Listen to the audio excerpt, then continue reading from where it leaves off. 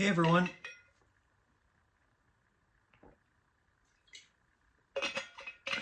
This is just a quiet moment after the long workday, and I wanted to give an update on what I've been talking about in the last few videos. I wanted to say thank you to a few people. I am going to be mindful of not sharing names because I don't want to associate anyone personally with what I've been navigating and talking about unless they really wanted to be. So I'll be vague on purpose, but I've never put myself out there publicly like I am right now. And I'm learning a lot about my own mechanisms for keeping myself safe. And sometimes being anonymous is a good way to stay safe. But as I'm opening up, as I'm sharing my story, as I'm sharing the story of all the veterans that I work with and their experiences with the healthcare system, with their insurance system that we call Tricare, what I am amazed by is the people coming out of the woodwork to offer help and support. So I want to thank people from my jiu-jitsu family who have, and you know who you are, who have just gone out of your way to look me in the eye and tell me that you're here and to share resources and to share advice. And I get to roll with an amazing family of people. I want to thank my brother, who is a man who is in a position of leadership, and he is in a position of leadership because he listens to people. He has a heart for caring for people. He has spent the past 30 plus years of his life going out of his way to support veterans and veterans issues. And I'm intentionally being a little bit vague, but I just want him to know how grateful I am for him. And, kind of by extension,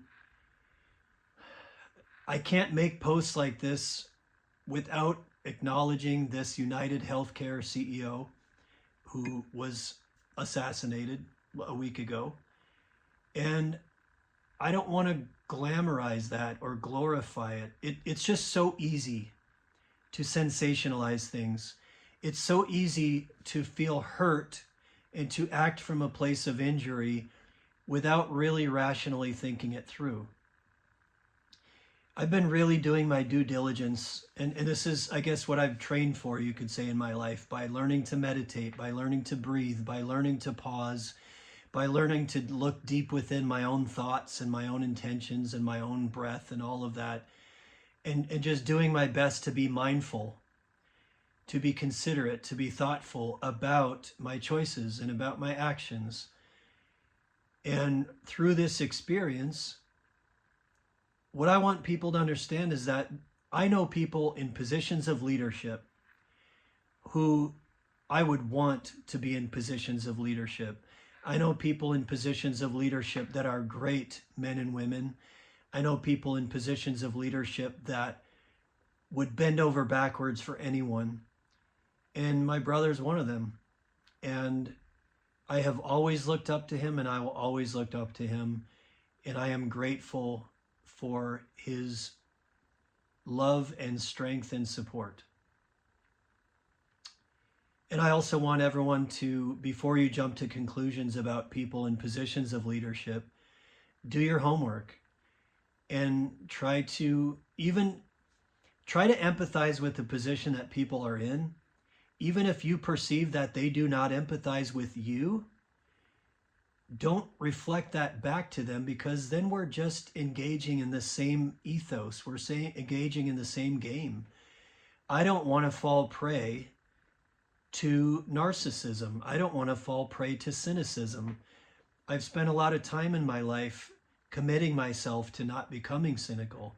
So I'm doing my very best to grow through this moment, even though a lot of things are not right and not fair and not okay with me. I'm doing my best to be a balanced, sort of loving and strong warrior through this. And I want people to recognize that there are people in positions of leadership that have very difficult decisions that they make every day. And there are some great people in positions of leadership. Indeed, a lot of people rise to positions of leadership because they are the kind of person that goes far out of their way for other people. And I'm not making a statement one way or the other about the CEO of United Healthcare, because that is not my place to do so. I am simply giving credit where credit is due and acknowledging people that are going out of their way, not just to support me, but going out of their way for the veterans that I serve and also veterans across this country. Now, as an update for anybody that is really listening and really paying attention, or if you're one of my clients and you're following these videos so you kind of know what's going on, I have yet to make any real headway with Tricare West Health Alliance. I truly have done, not just me, but my office manager, and I'm only calling her office manager because, again, she values her anonymity, and that's important to protect that. But we've gone far out of our way to communicate to the best of our ability and haven't made a lot of headway, but I will say, because of people that have gone out of their way for us, I do believe I'll get there. I do believe I'll get to a place where I get to have a conversation with someone in Tricare West Health Alliance. And I'm willing to be open and honest and sincere and proactive and strong in articulating what I'm experiencing as a psychologist and a TRICARE provider. And most importantly, articulating what my clients are experiencing and will experience on January 1st.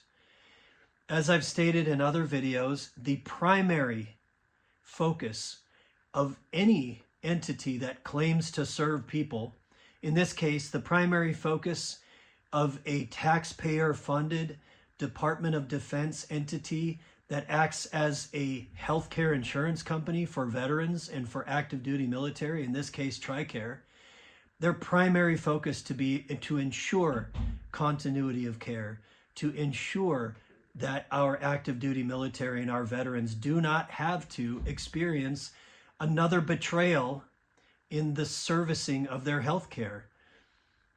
Again, it's easy to look at things from the point of view of profit. It's easy to look at things from the point of view of the bottom line. It's easy to look at things from a 100,000 point of view, 100,000 foot point of view, and just look at a bunch of actuarial data and a bunch of statistical data. It's not easy to look at people's individual stories, as I am trying to do with the leadership of these companies. I'm trying to show empathy for the leadership of these companies and how I'm navigating this. And I talked to about 8 people today who have experienced severe trauma in their life. I'm not going to get it lost in the stories of what kind of trauma. They have experienced severe trauma. They have sought out my services.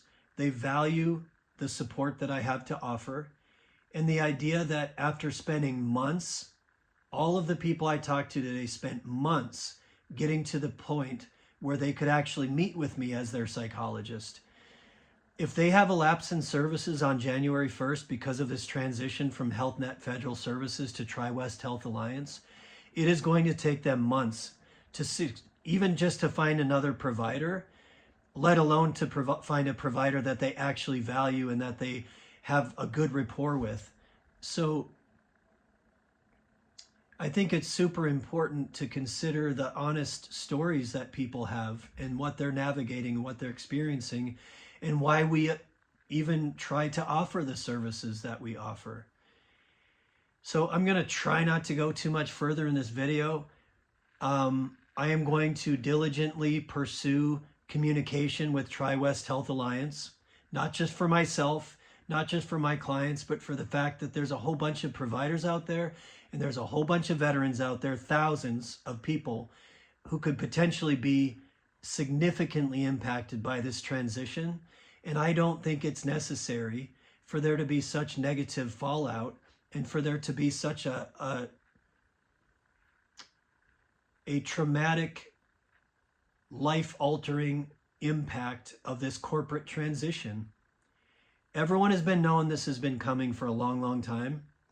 It would not have taken a lot of good leadership to ensure a truly seamless transition, as everyone is portraying publicly, as these companies are portraying publicly. This is going to be a seamless transition. Veterans are not going to experience a lapse in their services. There's going to be a continuity of care.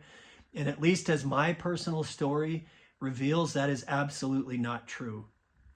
Because if I wasn't going far out of my way to fight, if I wasn't going far out of my way to write letters and make videos and to reach out to the network of people that I have good relationships with, I would have experienced a complete loss of my business, more or less, on January 1st, 2025.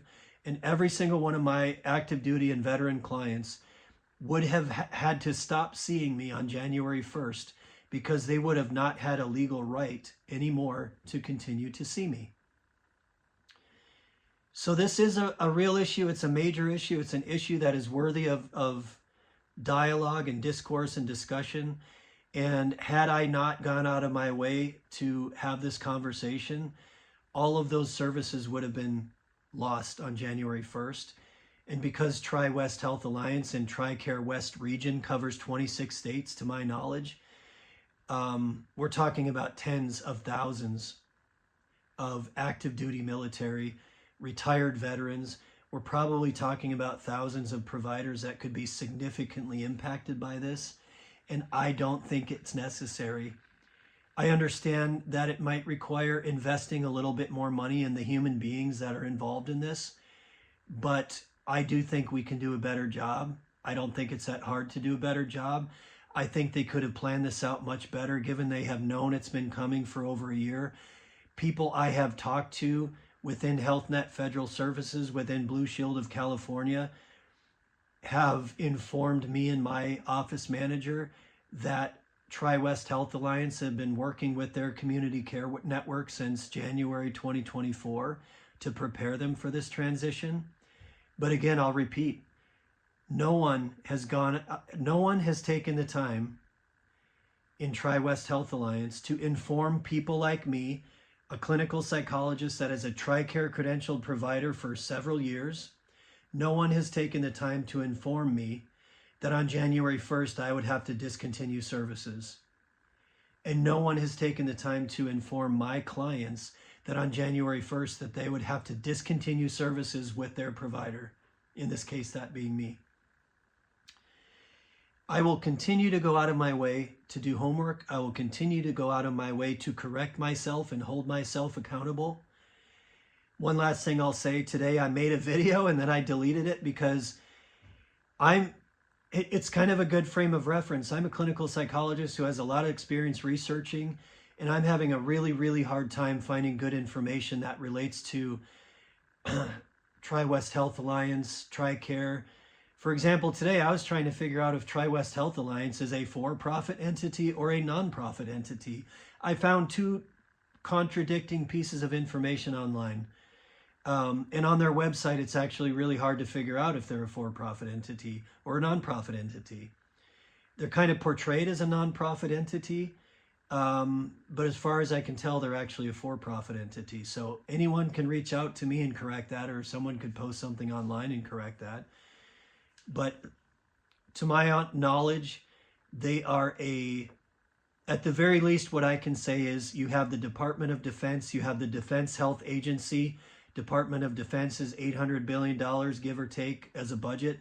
The Defense Health Agency, I'm not sure what their total budget is. I believe Tricare is something like $18.5 billion. I might be way off. Suffice it to say that Tri-West Health Alliance is a third-party corporate entity that has a contracted agreement with our federal government, our Department of Defense, our Defense Health Agency, to manage Tricare, in this case, the Tricare West Region. And that is a multi-billion-dollar contract. And it comes with managing the healthcare services of tens of thousands of our active duty military and our veterans, our retired veterans. And in my opinion, those veterans in that active duty military should be put first in the decisions they make in this kind of transition. And in my experience, they have not been put first. I'll leave it at that for now.